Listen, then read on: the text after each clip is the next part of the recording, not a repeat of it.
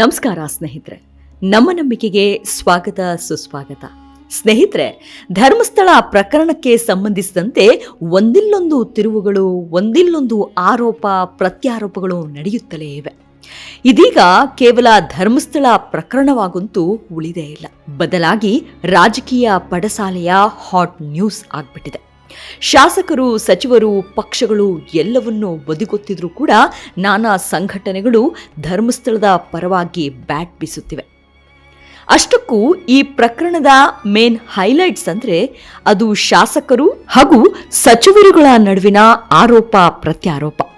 ಒಬ್ಬ ಶಾಸಕರು ಧರ್ಮಸ್ಥಳ ಪ್ರಕರಣದಲ್ಲಿ ಇವರೆಲ್ಲರೂ ಡ್ರಾಮಾ ಮಾಸ್ಟರ್ಗಳ ರೀತಿ ವರ್ತಿಸುತ್ತಿದ್ದಾರೆ ಎಂದಿದ್ರೆ, ಮತ್ತೊಬ್ಬರು ನಿಮ್ಮ ರಕ್ತದಾಹ ನಿಲ್ಲಿಸಿ, ನಾಟಕ ಆಡಬೇಡಿ ಎಂದು ಹರಿಹಾಯ್ದಿದ್ದಾರೆ. ಅಲ್ಲದೆ ಮಾಜಿ ಸಂಸದ ಡಿ.ಕೆ. ಸುರೇಶ್ ಅವರು ಆ ಹೆಣ್ಣು ಮಗಳು ಎಲ್ಲಿಂದ ಸಾಕ್ಷಿ ಒದಗಿಸಲು ಆಗುತ್ತದೆ, ಅವರ ಶಾಸಕರಷ್ಟು ಬುದ್ಧಿವಂತರಲ್ವಲ್ಲ ಎಂದು ವ್ಯಂಗ್ಯವಾಡಿದ್ದಾರೆ. ಅಷ್ಟಕ್ಕೂ ಧರ್ಮಸ್ಥಳ ಪ್ರಕರಣದಲ್ಲಿ ನಡೆದ ಹೈಡ್ರಾಮಾಗಳೇನು ಅನ್ನೋದನ್ನ ಇಂದಿನ ಸಂಚಿಕೆಯಲ್ಲಿ ನೋಡ್ತಾ ಹೋಗೋಣ. ಸ್ನೇಹಿತರೆ, ಧರ್ಮಸ್ಥಳ ಪ್ರಕರಣಕ್ಕೆ ಸಂಬಂಧಿಸಿದಂತೆ ದೂರುದಾರ ಚಿನ್ನಯ್ಯನನ್ನ ಮತ್ತೆ 4 ದಿನಗಳ ಕಾಲ ಎಸ್ಐಟಿ ವಶಕ್ಕೆ ನೀಡಿ ಕೋರ್ಟ್ ಆದೇಶ ನೀಡಿದೆ. ಇಲ್ಲಿ ನ್ಯಾಯಾಂಗದ ತನಿಖೆ ಒಂದ್ ಕಡೆಯಾದ್ರೆ, ನ್ಯಾಯದ ಹೆಸರಲ್ಲಿ ರಾಜಕೀಯ ನಾಟಕ ತಾರಕಕ್ಕೇರಿರೋದು ಎಲ್ಲರಿಗೂ ಕಣ್ಮುಂದೆಯೇ ಕಾಣ್ತಿದೆ. ಕೇವಲ ಬಿಜೆಪಿ, ಕಾಂಗ್ರೆಸ್ ಹಾಗೂ ಜೆಡಿಎಸ್ ಪಕ್ಷಗಳು ಮಾತ್ರವಲ್ಲ, ಧರ್ಮಸ್ಥಳಕ್ಕೆ ಬೆಂಬಲ ಅಂತ ಹತ್ತಾರು ಸಂಘ ಸಂಸ್ಥೆಗಳು ಬೀದಿಗಿಳಿದು ಪ್ರತಿಭಟನೆ ನಡೆಸುತ್ತಿವೆ. ಆದರೆ ಎಸ್ಐಟಿ ನಡೆಸುತ್ತಿರುವ ತನಿಖೆಗೆ ಮಾತ್ರ ಒಂದಿಷ್ಟು ಚ್ಯುತಿ ಬಂದಿಲ್ಲ ಅನ್ನೋದೇ ಸಮಾಧಾನದ ವಿಚಾರ. ಧರ್ಮಸ್ಥಳದ ವಿಚಾರದಲ್ಲಿ ಸಿಎಂ ಸಿದ್ದರಾಮಯ್ಯ ವಿರೋಧ ಪಕ್ಷಗಳಿಗೆ ಪ್ರತ್ಯುತ್ತರ ನೀಡಿದ್ದು, ಕಾಂಗ್ರೆಸ್ ಸರ್ಕಾರದ ನಡೆ ಸರಿಯಾಗೇ ಇದೆ, ಈ ವಿಚಾರದಲ್ಲಿ ರಾಜಕೀಯ ಮಾಡಬೇಡಿ, ಮಾಡಿದ್ರೂ ನಂಬುವವರು ಯಾರೂ ಇಲ್ಲ, ಧರ್ಮದ ರಾಜಕಾರಣ ಒಳ್ಳೆಯದಲ್ಲ ಅಂತ ಕಟುವಾಗಿ ಟೀಕಿಸಿದ್ದು ತಿಳಿದೇ ಇದೆ. ಅಲ್ಲದೆ ಡಿ.ಕೆ. ಶಿವಕುಮಾರ್ ಅವರು ಕೂಡ ಆರೋಪ ಪ್ರತ್ಯಾರೋಪಗಳಿಗೆ ಬಾಯಿ ಮುಚ್ಚಿಸುವ ಮಾತನಾಡಿದ್ದಾರೆ. ಅಲ್ಲದೆ ಈ ಹೇಳಿಕೆಯ ಬೆನ್ನಲ್ಲೇ ಮಾಗಡಿ ಶಾಸಕ ಬಾಲಕೃಷ್ಣ ಅವರು ಕೂಡ ಬಿಜೆಪಿ ಹಾಗೂ ಜೆಡಿಎಸ್ ಪಕ್ಷಕ್ಕೆ ಡ್ರಾಮಾ ಮಾಸ್ಟರ್ಗಳು ಇವರೆಲ್ಲ ಎಂದು ವ್ಯಂಗ್ಯದ ಉತ್ತರ ನೀಡಿದ್ದಾರೆ. ಬಿಜೆಪಿಯವರು ಮಗು ಚಿವುಟಿ ತೊಟ್ಟಿಲು ತೂಗುವ ಕೆಲಸ ಮಾಡ್ತಿದ್ದಾರೆ. ಎಸ್ಐಟಿ ತನಿಖೆ ಬಳಿಕ ಧರ್ಮಸ್ಥಳ ಹಾಗೂ ಧರ್ಮಾಧಿಕಾರಿ ವೀರೇಂದ್ರ ಹೆಗಡೆ ನಿರಾಳರಾಗಿದ್ದಾರೆ.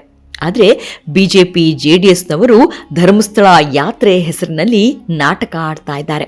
ಇವರೆಲ್ಲ ಡ್ರಾಮಾ ಕಂಪನಿಯ ಡ್ರಾಮಾ ಮಾಸ್ಟರ್ಗಳು. ಎಸ್ಐಟಿ ರಚಿಸದೇ ಇದ್ದಿದ್ದರೆ ಧರ್ಮಾಧಿಕಾರಿ ಕುಟುಂಬ ನಿತ್ಯ ನೋವನ್ನ ಅನುಭವಿಸುತ್ತಿತ್ತು. ತನಿಖೆಯಿಂದ ಸತ್ಯಾಂಶ ಹೊರತಂದಿದ್ದು ನಮ್ಮ ಸರ್ಕಾರ. ಆ ಶ್ರೇಯಸ್ಸು ಮುಖ್ಯಮಂತ್ರಿ ಸಿದ್ದರಾಮಯ್ಯ ಮತ್ತು ಡಿಸಿಎಂ ಡಿ.ಕೆ. ಶಿವಕುಮಾರ್ ಅವರಿಗೆ ಹೋಗುತ್ತದೆ. ಎಸ್ಐಟಿ ವರದಿಗೂ ಮುಂಚೆಯೇ ಬಿಜೆಪಿ, ಜೆಡಿಎಸ್ನವರು ಧರ್ಮಸ್ಥಳಕ್ಕೆ ಓಡಿ ಹೋಗಿದ್ದಾರೆ ಎಂದು ಬಾಲಕೃಷ್ಣ ವ್ಯಂಗ್ಯವಾಡಿದ್ದಾರೆ. ಎಸ್ಐಟಿ ರಚನೆಗೆ ಸ್ವಾಗತಿಸಿದ್ದ ಬಿಜೆಪಿ ಅದರ ವರದಿ ಬರುವುದಕ್ಕೂ ಮುಂಚೆಯೇ ಎನ್ಐಎ ತನಿಖೆಗೆ ಒತ್ತಾಯಿಸುತ್ತಿದೆ. ಧರ್ಮಸ್ಥಳ ಪ್ರಕರಣ ಸೇರಿದಂತೆ ಎಲ್ಲಾ ಪ್ರಕರಣಗಳಲ್ಲೂ ನಮ್ಮ ಪಕ್ಷವನ್ನ ಹಿಂದೂ ವಿರೋಧಿಯಂತೆ ಬಿಂಬಿಸ್ತಾ ಇದ್ದಾರೆ. ಜಾತ್ಯತೀತ ದೇಶದಲ್ಲಿ ಬದುಕುತ್ತಿರುವ ನಾವು ಹಿಂದೂ ಎಂದು ಹೇಳಿಕೊಳ್ಳುವ ಅಗತ್ಯವಿಲ್ಲ. ಸೌಜನ್ಯ ಪ್ರಕರಣದಲ್ಲೂ ಬಿಜೆಪಿ ರಾಜಕೀಯ ಮಾಡುತ್ತಿದೆ. ಘಟನೆ ನಡೆದಾಗ ಅವರದ್ದೇ ಸರ್ಕಾರವಿದ್ದರೂ ಯಾಕೆ ತನಿಖೆ ಮಾಡಿ ನ್ಯಾಯ ಕೊಡಿಸಲಿಲ್ಲ ಎಂದು ಪ್ರಶ್ನಿಸಿದ್ದಾರೆ. ಇತ್ತ ಕಡೆ ಮಾಜಿ ಸಂಸದ ಡಿ.ಕೆ. ಸುರೇಶ್ ಅವರು ಮಾತನಾಡಿ, ಧರ್ಮಸ್ಥಳಕ್ಕೆ ಕೆಟ್ಟ ಹೆಸರು ತರುವಂತಹ ಬಿಜೆಪಿ, ಜೆಡಿಎಸ್ ಪಕ್ಷಗಳ ರಾಜಕೀಯ ಒಳ ಒಪ್ಪಂದವನ್ನ ಕಾಂಗ್ರೆಸ್ ಸರ್ಕಾರ ನಿಷ್ಪಕ್ಷಪಾತ ಎಸ್ಐಟಿ ತನಿಖೆಯ ಮೂಲಕ ವಿಫಲಗೊಳಿಸಿದೆ. ಇದೆಲ್ಲವೂ ಪ್ರತಿಪಕ್ಷಗಳ ರಾಜಕೀಯ ನಾಟಕ. ದಕ್ಷಿಣ ಕನ್ನಡ ಜಿಲ್ಲೆಯಲ್ಲಿ ನಿಮ್ಮ ರಕ್ತದಾಹ ನಿಲ್ಲಿಸಿ, ಕ್ಷೇತ್ರದ ಪಾವಿತ್ರ್ಯತೆ ಉಳಿಸಿ ಎಂದು ಕಿವಿಮಾತು ಹೇಳಿದ್ದಾರಲ್ಲದೆ ಬಿಜೆಪಿಯವರು ಕೂಡ ಶ್ರೀ ಕ್ಷೇತ್ರವನ್ನ ಒಪ್ಪಿ ಮಾತನಾಡಿಲ್ಲ. ಕೇವಲ ಸ್ವಾಮಿ ಮಂಜುನಾಥನ ಬಗ್ಗೆ ಮಾತ್ರ ಮಾತನಾಡಿದ್ದಾರೆ. ಆಗ ಸುಖಾಸುಮ್ಮನೆ ಆರೋಪಗಳನ್ನ ಮಾಡಿ ಈಗ ಕೊಳಕು ರಾಜಕಾರಣದಿಂದ ಆಚೆ ಬರಲು ಧರ್ಮಸ್ಥಳದ ಯಾತ್ರೆ ಮಾಡಲಾಗಿದೆ. ಇದು ಕ್ಷೇತ್ರದ ಮೇಲೆ ಇರುವ ಗೌರವದಿಂದ ಮಾಡಿರುವ ಯಾತ್ರೆಯಲ್ಲ. ಬಿಜೆಪಿ ಜೆಡಿಎಸ್ ಅವರು ಯಾಕಾಗಿ ಯಾತ್ರೆ ಮಾಡಿದ್ದಾರೆ, ಯಾರಿಗೆ ಸಾಂತ್ವನ ಹೇಳಲು ಯಾತ್ರೆಗೆ ಹೋಗಿದ್ದಾರೆ ಎಂದು ಪ್ರಶ್ನಿಸಿದ ಸುರೇಶ್ ಅವರು ಬಿಜೆಪಿಯವರ ರಾಜಕೀಯ ಬೇಳೆಯಲ್ಲಿ ಬೇಯೋದಿಲ್ಲ. ಏಕೆಂದರೆ ದಕ್ಷಿಣ ಕನ್ನಡ ಜಿಲ್ಲೆಯ ಜನ ಬಿಜೆಪಿಗರ ರಾಜಕೀಯ ಒಳ ಒಪ್ಪಂದವನ್ನ ಅರ್ತಿದ್ದಾರೆ. ಈ ಹಿಂದೆಯೂ ಸೌಜನ್ಯ ಅವರ ಮನೆಗೆ ತೆರಳಿ ಸಾಂತ್ವನವೆಂಬ ನಾಟಕವಾಡಿ ಯಾವ ರೀತಿಯ ಹೇಳಿಕೆಗಳನ್ನ ಕೊಟ್ಟಿದ್ದಾರೆ ಎನ್ನುವುದು ದಾಖಲೆಗಳಿದೆ. ಈಗಲೂ ಸಹ ಇದೇ ರೀತಿಯ ವ್ಯವಸ್ಥೆ ರೂಪಿಸಿ ಜನರನ್ನ ಮರಳು ಮಾಡುತ್ತಿದ್ದಾರೆ ಎಂದು ಹರಿಹಾಯ್ದಿದ್ದಾರೆ. ಅಲ್ಲದೆ ಧರ್ಮಸ್ಥಳ ಕ್ಷೇತ್ರ ರಾಜಕೀಯ ವಸ್ತುವಲ್ಲ.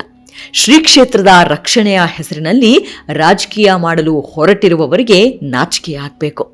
ಸೌಜನ್ಯ ಪ್ರಕರಣ ಸೇರಿದಂತೆ ಅನೇಕ ಆರೋಪಗಳು ನಮ್ಮ ಸರ್ಕಾರ ಅಧಿಕಾರಕ್ಕೆ ಬರುವುದಕ್ಕೂ ಮುಂಚಿತವಾಗಿಯೂ ನಡೆದಿತ್ತು. ಈ ಆರೋಪಗಳು ಬಂದಂತಹ ಸಂದರ್ಭದಲ್ಲಿ ಬಿಜೆಪಿ ಜೆಡಿಎಸ್ ನಾಯಕರು ಯಾವುದೇ ರೀತಿಯ ಹೇಳಿಕೆ ನೀಡದ ಉದಾಹರಣೆಗಳು ಎಲ್ಲಿಯೂ ಇಲ್ಲ ಎಂದರು. ನಿಷ್ಪಕ್ಷಪಾತವಾಗಿ ಎಸ್ಐಟಿ ತನಿಖೆ ನಡೆದ ನಂತರ ಏಕಾಏಕಿ ಹೇಳಿಕೆಗಳನ್ನು ನೀಡುತ್ತಿದ್ದಾರೆ. ಡಿಸಿಎಂ ಡಿಕೆ ಶಿವಕುಮಾರ್ ಅವರು ಧರ್ಮಸ್ಥಳ ವಿಚಾರದಲ್ಲಿ ರಾಜಕೀಯ ಮಾಡುವ ಅವಶ್ಯಕತೆ ಇಲ್ಲ, ಈ ಕ್ಷೇತ್ರದ ಪರವಾಗಿ ನಾವಿದ್ದೇವೆ ಎಂದು ಹೇಳಿದ ನಂತರ ಬಿಜೆಪಿ ಹಾಗೂ ಜೆಡಿಎಸ್ನವರು ಈ ತರಾತುರಿಯಲ್ಲಿ ಯಾತ್ರೆ ಮಾಡಿದ್ದಾರೆ. ಇದರ ಹಿಂದೆ ಯಾರಿದ್ದಾರೆ ಎಂಬುದು ದಕ್ಷಿಣ ಕನ್ನಡ ಜಿಲ್ಲೆಗೆ ಹೋದರೆ ತಿಳಿಯುತ್ತದೆ. ಆರ್ಎಸ್ಎಸ್ ಹಾಗೂ ಬಿಜೆಪಿಯ ಎರಡೂ ಬಣಗಳ ವಿಚಾರ ಇರಬಹುದು. ಇವರ ನಾಟಕ ಇಲ್ಲಿಗೆ ನಿಲ್ಲಬೇಕು ಎಂದು ಕಿಡಿಕಾರಿದ್ದಾರೆ. ಅಲ್ಲದೆ ಸೌಜನ್ಯ ಕುಟುಂಬದವರು ನ್ಯಾಯಾಲಯದಲ್ಲಿ ಮೇಲ್ಮನವಿ ಸಲ್ಲಿಸಿದರೆ ಖರ್ಚು ವೆಚ್ಚ ನೀಡುವುದಾಗಿ ವಿಜೇಂದ್ರ ಅವರು ಹೇಳಿಕೆ ಬಗ್ಗೆ ಉತ್ತರಿಸುತ್ತಾ ಇದರ ಬಗ್ಗೆ ಅವರನ್ನೇ ಕೇಳಬೇಕು. ಏತಕ್ಕಾಗಿ ಈ ಪ್ರಕರಣದ ಖರ್ಚು ವೆಚ್ಚ ಭರಿಸುತ್ತೀರಾ? ಇಂಥ ಹೇಳಿಕೆಯನ್ನು ಈ ಹಿಂದೆಯೂ ನೀಡಲಾಗಿತ್ತು. ಇವರಿಗೆ ರಾಜಕೀಯ ನೆನಪುಗಳು ಕಡಿಮೆ ಇರಬೇಕು. ಮತ ಬ್ಯಾಂಕ್ ರಾಜಕಾರಣ ಚುನಾವಣಾ ಸಮಯದಲ್ಲಿ ನಡೆಯುತ್ತದೆ. ಈಗ ನಡೆಯುತ್ತಿರುವುದು ಕೆಸರೆರಚಾಟ ಮಾತ್ರ ಎಂದಿದ್ದಾರೆ. ಇತ್ತ ಕಡೆ ರಾಜ್ಯದ ಪ್ರಮುಖ ಹಿಂದೂಗಳ ಧಾರ್ಮಿಕ ಕ್ಷೇತ್ರ ಧರ್ಮಸ್ಥಳ ವಿರುದ್ಧದ ಅಪಪ್ರಚಾರ ಖಂಡಿಸಿ ಜೆಡಿಎಸ್ ಬಿಜೆಪಿ ಬಳಿಕ ಆಡಳಿತ ಪಕ್ಷ ಕಾಂಗ್ರೆಸ್ ಶಾಸಕರು ಸಹ ಕಾರು ಹಾಗೂ ಬಸ್ಗಳಲ್ಲಿ ಯಾತ್ರೆ ಕೈಗೊಂಡಿದ್ದು ಧರ್ಮಾಧಿಕಾರಿ ಡಾಕ್ಟರ್ ವೀರೇಂದ್ರ ಹೆಗಡೆ ಅವರಿಗೆ ಬೆಂಬಲ ವ್ಯಕ್ತಪಡಿಸಿದ್ದಾರೆ. ಅಲ್ಲದೆ ಧರ್ಮಸ್ಥಳಕ್ಕೆ ಅಂಟಿದ್ದ ಕಳಂಕವನ್ನು ಕಾಂಗ್ರೆಸ್ ಸರ್ಕಾರ ತೊಳೆದಿದೆ ಎಂದು ಕೈ ನಾಯಕರು ಪ್ರತಿಪಾದಿಸಿದ್ದಾರೆ. ಮೈಸೂರು ನಗರ ಕಾಂಗ್ರೆಸ್ ಸಮಿತಿ ಚಾಮರಾಜ ಕ್ಷೇತ್ರದ ವತಿಯಿಂದ ಶಾಸಕ ಕೆ ಹರೀಶ್ ಗೌಡ ನೇತೃತ್ವದಲ್ಲಿ ಕೈಗೊಂಡ ಧರ್ಮ ವಿಜಯ ಯಾತ್ರೆಗೆ ಬುಧವಾರ ಶಾಸಕ ತನ್ವೀರ್ ಸೇಠ್ ಚಾಲನೆ ನೀಡಿದರು. ಸುಮಾರು 2,000ಕ್ಕೂ ಅಧಿಕ ಜನರು 30 ಬಸ್ ಮತ್ತು ಕಾರುಗಳಲ್ಲಿ ನಗರದ ಕೋಟೆ ಆಂಜನೇಯ ಸ್ವಾಮಿ ದೇವಸ್ಥಾನದಿಂದ ಧರ್ಮಸ್ಥಳಕ್ಕೆ ತೆರಳಿದ್ರು. ಇನ್ನು ಕುಣಿಗಲ್ ಶಾಸಕ ಡಾಕ್ಟರ್ ರಂಗನಾಥ್ ಅವರು ಸೆಪ್ಟೆಂಬರ್ 6ರಂದು 200 ಕಾರುಗಳಲ್ಲಿ ಬೆಂಬಲಿಗರನ್ನ ಕರೆದುಕೊಂಡು ಕ್ಷೇತ್ರಕ್ಕೆ ಹೋಗಲಿದ್ದಾರೆ. ಇನ್ನು ಮೈಸೂರಿನಲ್ಲಿ ಮಾತನಾಡಿದ ಶಾಸಕ ಕೆ ಹರೀಶ್ ಗೌಡ ಅವರು, ನಮ್ಮದು ಬಿಜೆಪಿ ಜೆಡಿಎಸ್ ರೀತಿ ರಾಜಕೀಯ ಪ್ರೇರಿತ ಯಾತ್ರೆಯಲ್ಲ, ನಾವು ಮಾಡುತ್ತಿರುವುದು ಧರ್ಮ ವಿಜಯ ಯಾತ್ರೆ. ಧರ್ಮಸ್ಥಳ ವಿಚಾರವಾಗಿ ಎಸ್ಐಟಿ ತನಿಖೆ ನಡೆಸಿ ಸತ್ಯ ಹೊರಬರುವಂತೆ ಮಾಡಿದ್ದೇವೆ. ಆ ಮೂಲಕ ಶ್ರೀ ಕ್ಷೇತ್ರದ ಮೇಲೆ ಇದ್ದ ಕಳಂಕ ದೂರ ಮಾಡಿದ್ದೇವೆ. ಯಾತ್ರೆಗೆ ನಮ್ಮ ಪಕ್ಷದ ಒಪ್ಪಿಗೆ ಕೂಡ ಇದೆ. ನಮ್ಮದು ಧರ್ಮಾತೀತ ಪಕ್ಷವಾಗಿದ್ದು ಎಲ್ಲಾ ಧರ್ಮವನ್ನು ಆರಾಧಿಸುತ್ತೇವೆ. ಧರ್ಮಸ್ಥಳ ಭಕ್ತರ ಭಾವನೆಗೆ ಸ್ಪಂದಿಸಿ ಯಾತ್ರೆ ಮಾಡುತ್ತಿದ್ದೇವೆ ಎಂದಿದ್ದಾರೆ. ಶಾಸಕ ತನ್ವೀರ್ ಸೇಠ್ ಪ್ರತಿಕ್ರಿಯೆ ನೀಡಿದ್ದು, ಇದಕ್ಕೆ ಕಾಂಗ್ರೆಸ್ ಯಾತ್ರೆ ಎನ್ನದೇ ಜನರ ಯಾತ್ರೆ ಎನ್ನಬೇಕು. ಪಕ್ಷದಿಂದ ಇಲ್ಲಿ ಯಾತ್ರೆ ಕೈಗೊಂಡಿಲ್ಲ. ಧರ್ಮಸ್ಥಳದ ವಿರುದ್ಧ ದೂರು ನೀಡಿದ ಮುಸುಕುದಾರಿ ಮಂಪರು ಪರೀಕ್ಷೆ ಆಗಬೇಕು. ಆತ ಹೇಳುವ ಹೆಸರುಗಳ ಬಗ್ಗೆ ಕೂಡ ತನಿಖೆ ಆಗಬೇಕು. ಕನಿಷ್ಠ ಎಸ್ಐಟಿ ಮಧ್ಯಂತರ ವರದಿಯಾದರೂ ಹೊರಬರಬೇಕು. ಗೊಂದಲಗಳಿಗೆ ತೆರೆ ಎಳಿಬೇಕು ಎಂದು ಗೃಹ ಸಚಿವರಿಗೆ ಕೇಳಿದ್ದೇನೆ ಎಂದಿದ್ದಾರೆ. ಇನ್ನು ನಿನ್ನೆ ಅಂದ್ರೆ ಬುಧವಾರ ಕುಣಿಗಲ್ ಶಾಸಕ ಡಾಕ್ಟರ್ ರಂಗನಾಥ್ ಅವರು ಸುದ್ದಿಗಾರರೊಂದಿಗೆ ಮಾತನಾಡಿ, ಧರ್ಮಸ್ಥಳದ ವಿಚಾರದಲ್ಲಿ ಬಿಜೆಪಿಯವರು ದ್ವಂದ್ವ ನೀತಿ ಅನುಸರಿಸುತ್ತಾ ಇದ್ದಾರೆ. ಒಂದು ಕಡೆ ಮಗುವನ್ನ ಚಿವುಟಿ ತೊಟ್ಟಿಲ್ಲದೋ ತೋಗುತ್ತಾರೆ. ಮಂಜುನಾಥ ಸ್ವಾಮಿ ಬಿಜೆಪಿಯವರ ಆಸ್ತಿಯಲ್ಲ. ಕಾಂಗ್ರೆಸ್ ಶಾಸಕರು ಸಹ ಧರ್ಮಸ್ಥಳದ ಭಕ್ತರೇ. ನಾವು ಸಹ ಸೆಪ್ಟೆಂಬರ್ 6ರಂದು ಬೆಳಗ್ಗೆ 8 ಗಂಟೆಗೆ ಕುಣಿಗಲ್ನಿಂದ ಸಾವಿರಾರು ಜನರನ್ನ ಕರೆದುಕೊಂಡು 200 ಕಾರುಗಳಲ್ಲಿ ಧರ್ಮಸ್ಥಳಕ್ಕೆ ಹೋಗುತ್ತೇವೆ ಎಂದಿದ್ದಾರೆ. ಮೈಸೂರಿನಿಂದ ಶಾಸಕ ಕೆ ಹರೀಶ್ ಗೌಡ ನೇತೃತ್ವದಲ್ಲಿ ಆಗಮಿಸಿದ ಸಾವಿರಾರು ಜನರನ್ನು ಕ್ಷೇತ್ರದ ಮುಖ್ಯ ಪ್ರವೇಶ ದ್ವಾರದ ಬಳಿ ಸ್ವಾಗತಿಸಲಾಯಿತು. ಬಳಿಕ ದೇವರ ದರ್ಶನ ಮಾಡಿ ಇಂದು ಬೆಳಗ್ಗೆ 9 ಗಂಟೆಗೆ ಧರ್ಮಾಧಿಕಾರಿ ಡಾಕ್ಟರ್ ವೀರೇಂದ್ರ ಹೆಗಡೆ ಅವರನ್ನ ಕಾಂಗ್ರೆಸ್ ನಾಯಕರು ಭೇಟಿಯಾಗಿ ಗೌರವಾರ್ಪಣೆ ಸಲ್ಲಿಸಿದ್ದಾರೆ. ಅಂತೂ ದಿನೇ ದಿನೇ ಧರ್ಮಸ್ಥಳ ಚಲೋ ಅಂತ ಒಂದೊಂದೇ ಪಕ್ಷ ನಾ ಮುಂದು ತಾ ಮುಂದು ಅಂತ ಧರ್ಮಸ್ಥಳಕ್ಕೆ ಪಾದಾರ್ಪಣೆ ಮಾಡ್ತಿರೋದು ರಾಜಕೀಯವ ಅಥವಾ ಸ್ವಯಂ ಪ್ರೇರಣೆಯ ಅಥವಾ ಬಂಡವಾಳ ಪ್ರೇರಿತವ ಅನ್ನೋದು ನಮ್ಮ ವಿವೇಚನೆಗೆ ಬಿಟ್ಟದ್ದು. ನಮಸ್ಕಾರ.